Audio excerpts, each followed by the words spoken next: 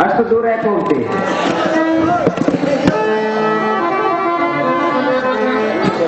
ನೀನು ಸುಮ್ಮನೆ ಓದಿ ಓದಿರ್ಬೇಕಲ್ಲ ನಿನಗೆ.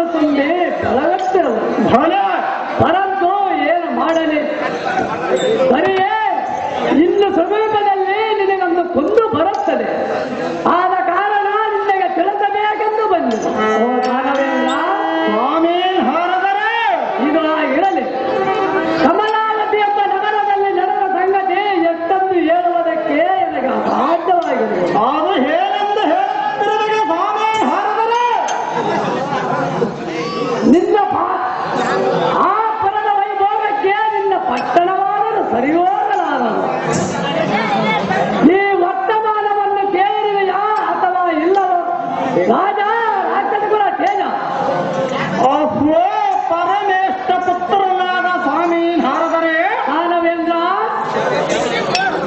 ಒಮ್ಮೆಂದೊಮ್ಮೆ ಎಂತ ಅಗಾಧವಾದ ಸುದ್ದಿಯನ್ನು ಹೇಳಿದರೆ ಇದ್ದುದನ್ನೇ ಹೇಳ್ತಿರುವನು ದಾನವೇಂದ್ರ.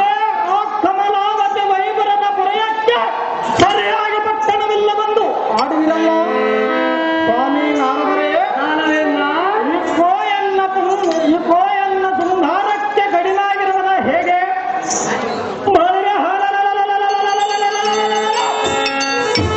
ಕಮಲಾವತಿ ಪಟ್ಟಣವನ್ನು ಕಿತ್ತೆತ್ತುವ ಎನ್ನ ಹಸ್ತದಾತರವ ಪ್ರಾಣ ಎಲ್ಲೆಲ್ಲಿರುವ ಲಕ್ಷಗೆ ಸ್ವಾಮಿ ನಾರದರೆ ದಾನವೇಂದ್ರ ಎಂತ ಮಾತನ್ನು ಹಾಡಿರುವಿರಿ ಇದ್ದುದನ್ನೇ ಹೇಳ್ತಿರುವನು ದಾನವೇಂದ್ರ.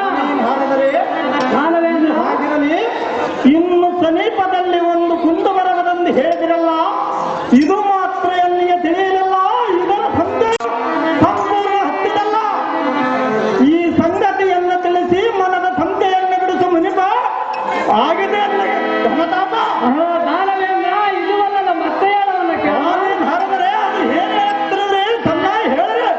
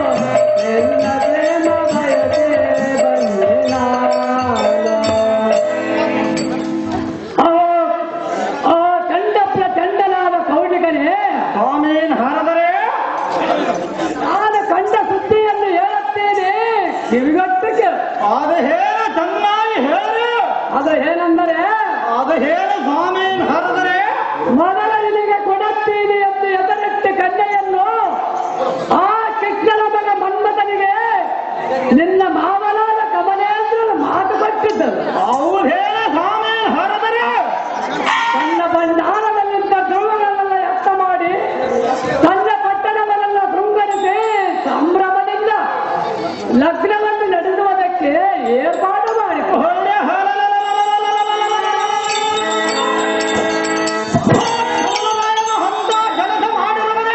ಓ ರಾಜೇಂದ್ರ, ನೋಡಿ ನೋಡಿ ಆ ತನ ಕಾಯುವ ಗೊಲ್ಲರ ಕೂಡ ಬೀಗತನವನ್ನು ಮಾಡಬಹುದೇ?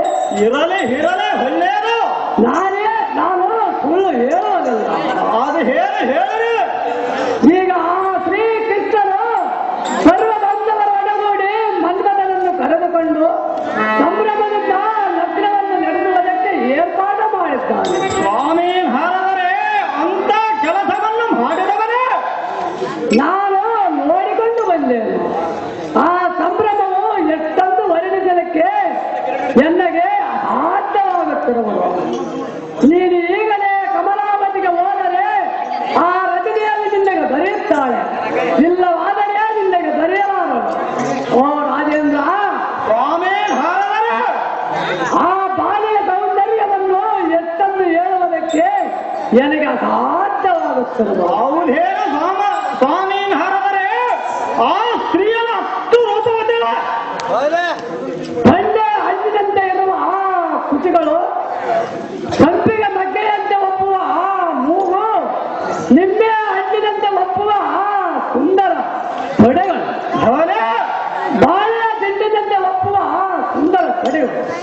ಚಂದ್ರನಂತೆ ಒಪ್ಪುವ ಮುಖವು ಈ ಪ್ರಕಾರ ಸೌಂದರ್ಯ ಉಳ್ಳಂತ ರತಿಯನ್ನ ಬಿಡುವ ಆ ಪುಂಡರಾದ ಮಂದತನ ಮಾಡಿಕೊಂಡು ಹೋಗುವಾಗ ನೀನಿಂದ ಸಾರ್ಥಕವಿಲ್ಲ.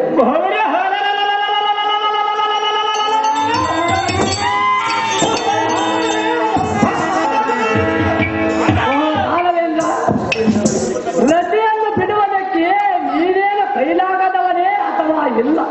ನಿನ್ನ ಕೈಯನ್ನಾದರ ಬಲಗಳನ್ನಾದರ ಕೊಟ್ಟಿರುವೆಯೋ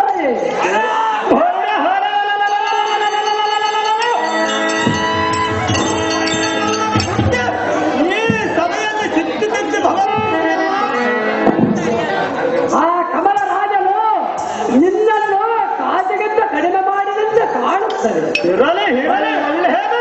ಅಯ್ಯೋ, ನಿನ್ನನ್ನು ಲಗ್ನಕ್ಕೆ ಬಾ ಎಂದು ತುಂಡು ಪತ್ರದ ಬರೆಯಬಾರದೆ ಇಷ್ಟು ತಾಜ್ಯರವಾಗಿಯೋ ನಿನ್ನ ಬೀಗರವು ಎತ್ತರಡಿಸಿ ಬರೆಯೇ ನಿನಗಾರು ಸರಿಯೇ. ಅಯ್ಯೋ ಸ್ವಾಮಿ ಹರದರೆ ಬಂದ ಕಮಲನು ಎನ್ನನ್ನು ಮೋಸಗೈದಿರುವನೆ.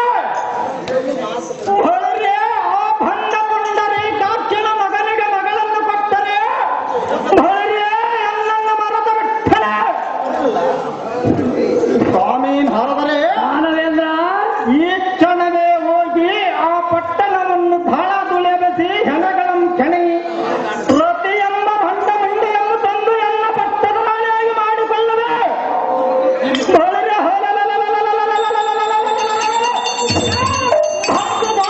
ಸಿದ್ಧಿ ಬಾಲಕರ ಬಟ್ಟೆ ಬೆಳಗ ಬಿಟ್ಟದ್ದು ಸಾರ್ಥಕವೇನ ಮುರುಪ ಆರಸವನ ಕಮಲನ ದೀಪ. ಅಹೋ ಮಾನವೇಂದ್ರ, ಸ್ವಾಮಿ ಹಾರದರೆ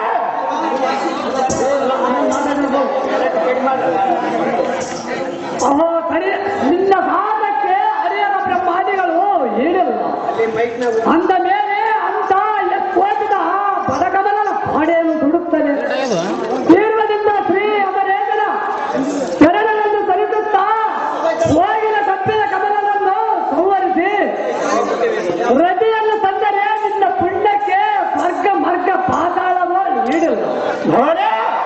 ಹುಟ್ಟುವಾಗ ಬರೆಯೇ ನಿನಗೆ ದೇವಿ ಅದೃಷ್ಟವು ಸಿಕ್ಕಿರುವುದು. ದೇವಿ ವಧಕ್ಕೆ ನಿನ್ನ ಅದೃಷ್ಟವು ಸಿಕ್ಕಿರುವುದು. ಅದ್ರ ಯಾಕೆ ಕೈ ಮುರಿದು ನಿಮ್ಮ ಅಪ್ಪಣೆಯಂತೆ ನಾವು ಹೋಗಿ ಬರುತ್ತೀವಿ ರಾಜ. ವೈಮಾಡಿ ಬೇಗ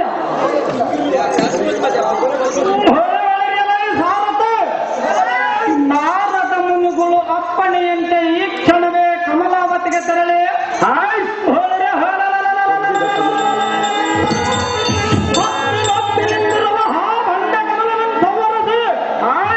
ರತಿ ಎಂಬ ತಂದು ಎನ್ನ ಪಟ್ಟರಾಣಿಯಾಗಿ ಮಾಡಿಕೊಳ್ಳಿವೆ.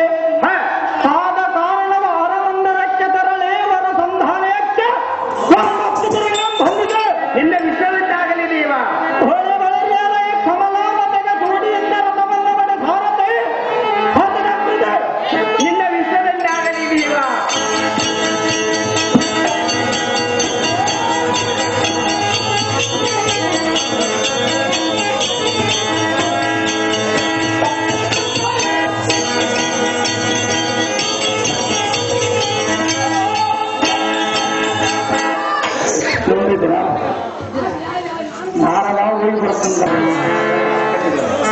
ಅಹೋ ಭೀಮಾರ್ಜುನರೇ,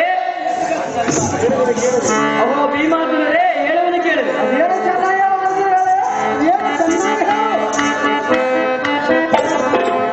ಧೀರರೇ ಶೂರರೇ ಭೀಮಾರ್ಜುನರೇ, ಧೀರರೇ ಶೂರರೇ ಭೀಮಾರ್ಜುನರೇ, ಎನ್ನಯ ಮಾತನು ಕೇಳಿರಿ.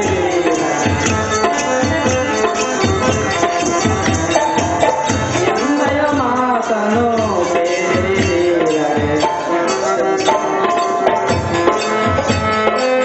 ನಿಮ್ಮಯ ಶೌರ್ಯವ ಮೆಚ್ಚಿದೆ ನಾನು, ನಿಮ್ಮಯ ಶೌರ್ಯವ ಮೆಚ್ಚಿದೆ ನಾನು. ಎಂದಯ ಮಾತನು ಕೇಳಿರಿ.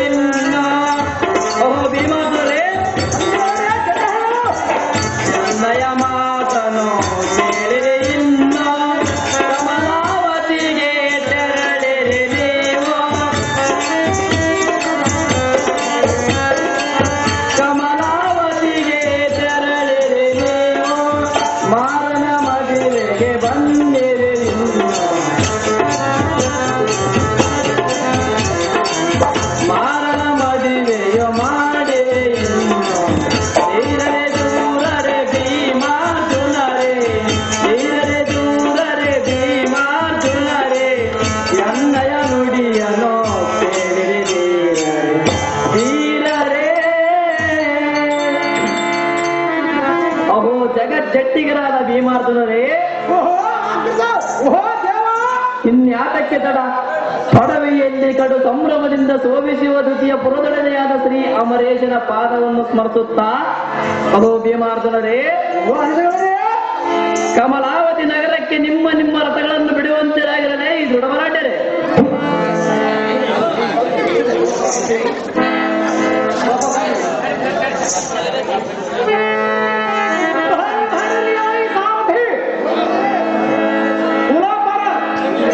ಇಡೀ ಕಳಪುರದಿಂದ ಕಮಲಾವತಿ ನಗರಕ್ಕೆ ಸೂಟಿಯಿಂದ ರಥವನ್ನು ಹೊಡೆದುವಂತೆ ಮಾಡಿ ಸಾರಥಿ ಆದೇಶ ಹಾಕಿದೆ.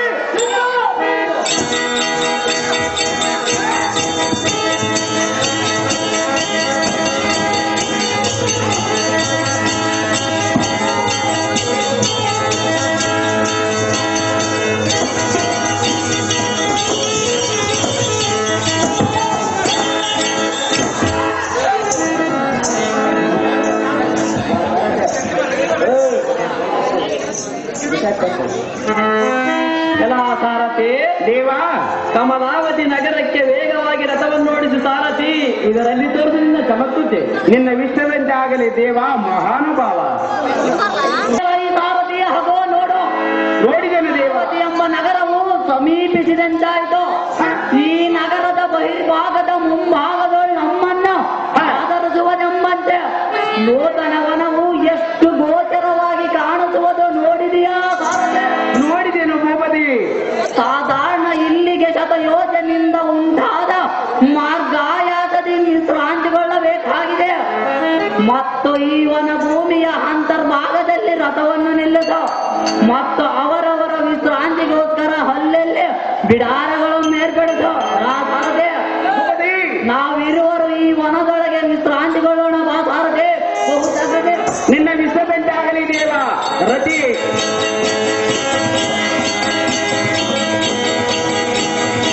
ರತಿ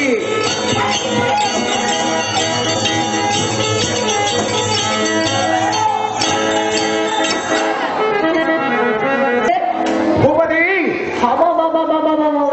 ಎಲ್ಲಿ ನೋಡಿದರು ಮಲ್ಲಿಗೆ ಕಮಲ ಪುಷ್ಪಗಳಿಂದ ಅಲಂಕೃತವಾದ ಪುಷ್ಪದ ವೃಕ್ಷಾಂಗಣ ಮಂದ ಮಾರುತನ ದೆಸೆಯಿಂದ ಮೈದಾಡುವುದಲ್ಲ.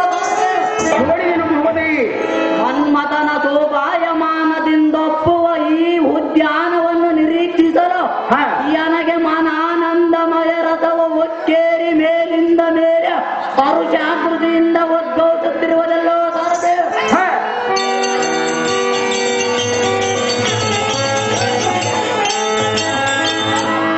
ಇಂಥ ಪುಣ್ಯಕರವಾದ ಸೌಭಾಗ್ಯ ಸೌಜನ್ಯ ವಿಜಯ ದರುಜಯಂ ಕಂಡು ನನಗೆ ಬಹು ಆನಂದವಾಯಿತು.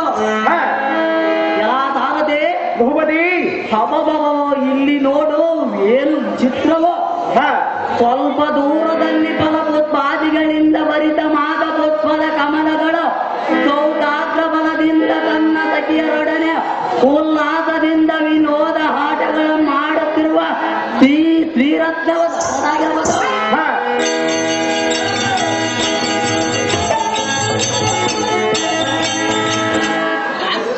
ಈ ವನ ದೇವತೆಯಾದ ಪದ್ಮಿನಿ ಎಂಬ ಕಾಮಿನಿಯು ತನ್ನ ನಿಜ ರೂಪದೊಳು ಬಿದ್ದು ಮೂರ್ತಿಯ ಪ್ರಸನ್ನವತಿಯಿಂದ ತನ್ನ ಪ್ರತಿಯಾದ ರತಿ ಆಗಮನವನ್ನೇ ನಿರೀಕ್ಷಣೆ ಮಾಡಿಕೊಂಡಿರುವ ಪದ್ಮಿನಿ ಎಂಬ ಸ್ತ್ರೀಯಳೇ ಇಲ್ಲವೇ ಅನುಯ ಸಂಬೋಧಿಯಾದ ಸುಲಾಸಿನಿ ಎಂಬ ಕಾಮಿನಿಯು ಉಲ್ಲಾಸವೋ. ಆಹಾ, ಏನು ಸೌಂದರ್ಯವೋ! ಎಷ್ಟು ವರ್ಣಿಸಿದರೂ ತೀರದಲ್ಲವೋ ಸಾರದೆ. ಆಕಾಶ ಎಂಬ ಕನ್ನಡಿಗಳು ಮಿಂಚಿನಂತೆ ಈ ಲಲನ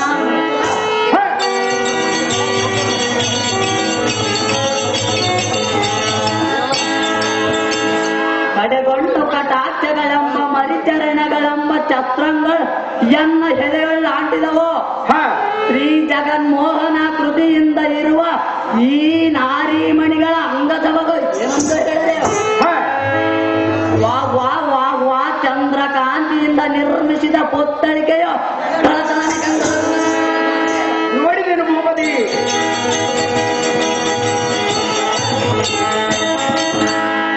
ಇದು ಅಲ್ಲದೆ ಎನ್ನ ಸೇನ ಸಮುದಾಯ ಎಂಬವ ಸಂತ ಮಂದಾಗಿನೇ ಸನ್ನುತ ಚಂದ್ರ ಹಾಸ ಮೊದಲಾದ 3 ಕೋಟಿನ ನಿಗರ ಎಂಬ ಎನ್ನ ತೃಪ್ತರಾಗಿರುವರೆಲ್ಲ ಅಲಾ ಸಾರಥಿ. ಮತ್ತು ಈ ಮೋಹನಾಂಗಿಯ ವಿಲಾಸ ಎಂಬ ಪಾಠದೊಳ್ ಬೆದ್ದು ಮುಂದಕ್ಕೆ ಹೋದನೆಂದರೆ ಎನ್ನ ಚರಣಗಳು ಹೇಳದಂತಾಯ್ತು. ಎನ್ನ ಮೋಹವು ಈ ನಾರಿ ಪಾರಿ ಜಾತವು ಪಕ್ಕ ಕಡೆಗೆ ಬಾರದಂತಾಯ್ತು.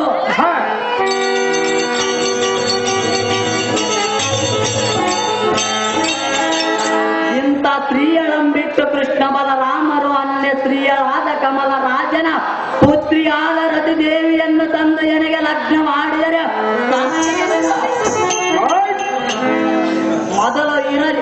ಮೊದಲು ಈ ನಾರಿಮಣಿಯ ಸಮೀಪಕ್ಕೆ ಹೋಗಿ ಮಾತನಾಡುತ್ತೇನೆ ಸಾರದೆ ಹತ್ತ